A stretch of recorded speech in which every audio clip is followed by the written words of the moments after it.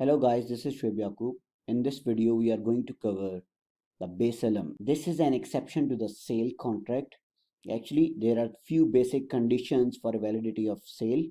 Number one is purchase commodity must be existing. Number two is seller should have acquired the ownership of that commodity. And third is commodity must be in the physical or constructive possession of the seller. But there are few exceptions to this. Number one is salam contract and the second one is istisna. So let's discuss the salam contract. Actually, when Prophet Sallallahu Alaihi Wasallam prohibited the use of interest, then few farmers who used to take the loan and then do the process of farming using that money, they came to the Prophet ﷺ and asked that what they do now if interest is prohibited, if the loan is prohibited. Then Prophet ﷺ allowed this exception of sale. And what is this? In this process, this is the farmer who is growing the crop. This is the buyer in the market. The buyer will pay the price, pay full price now, usually at discount, and seller will promise to deliver commodities in future. Promise to deliver commodities on future. No price will be exchanged in future. Price will be fully paid at spot and delivery will be provided in the future. It seems like it is similar to the derivative contracts, but in forward or in future contracts, price and both delivery, if they are deliverable, will be done in the future. Here price will be settled now and seller will promise to deliver the commodities in the future. So that's a basic difference of base LM contract. Seller agrees to supply specific goods to the buyer at a future date in exchange of an advance price fully paid at spot. Price is in cash, but the supply of goods is deferred.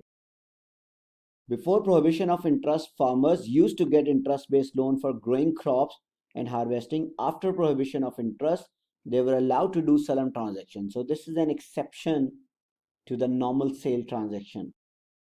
The purpose of salam is to meet the need of working capital, to meet the needs of liquidity problem, to meet the need of traders for import and export business. Salam is beneficial to the seller because he receives the price in advance, and it is also beneficial to the buyer because buyer is buying the goods at a discounted price compared to the normal price. But obviously, he will receive the delivery in future. It is a necessity for the validity of salam that buyer pays the price in full to the seller at the time of effecting the sale, because the basic wisdom for allowing salam is to fulfill the instant need of the seller. If it's not paid in full, the basic purpose will not be achieved, so the salam contract will be void. Only those goods can be sold through salam contract in which the quantity and the quality can be exactly specified. Precious stone cannot be sold on the basis of salam because each stone differs in quality, size and weight.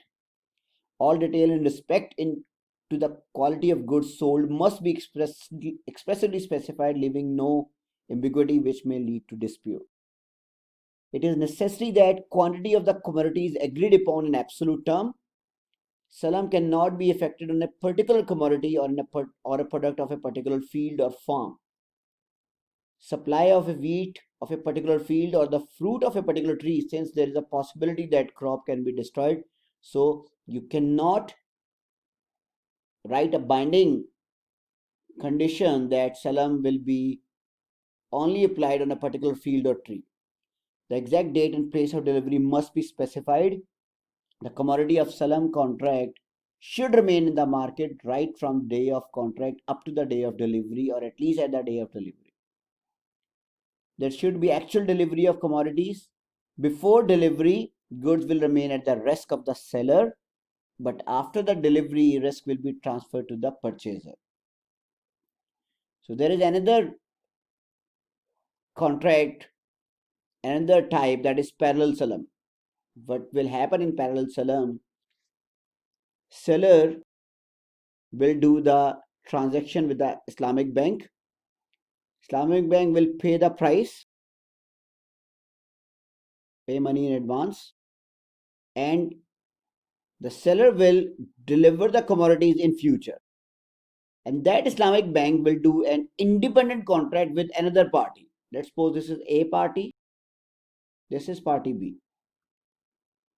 Bank will enter into a contract with B party that bank can provide the delivery, and that purchaser, that party B, will pay the money. So bank will earn the difference between these two amounts. That is the income of the bank. Actually, bank is buying the commodities by paying money to their seller, and then bank is delivering these commodities, selling these commodities to another party and receiving the money. So bank will earn the difference between these two transactions. But if this A party defaults, bank cannot default on its transaction because both of these salam are independent transactions, and this is allowed. After the execution of salam agreement with one party, buyer or seller executes another salam agreement with third party. There must be two different and independent contracts. These two contracts cannot be tied up, and performance of one should not be contingent on the other. Parallel salam is allowed. So that was the basic discussion of salam contract. Remember one thing, this is the exception of the sale, and price will be fully paid in advance and delivery of goods will be done in the future. Price and date will be locked. It will not be changed. If the seller is unable to produce those goods, seller will buy those goods from the market and will deliver to the purchaser. Thank you so much.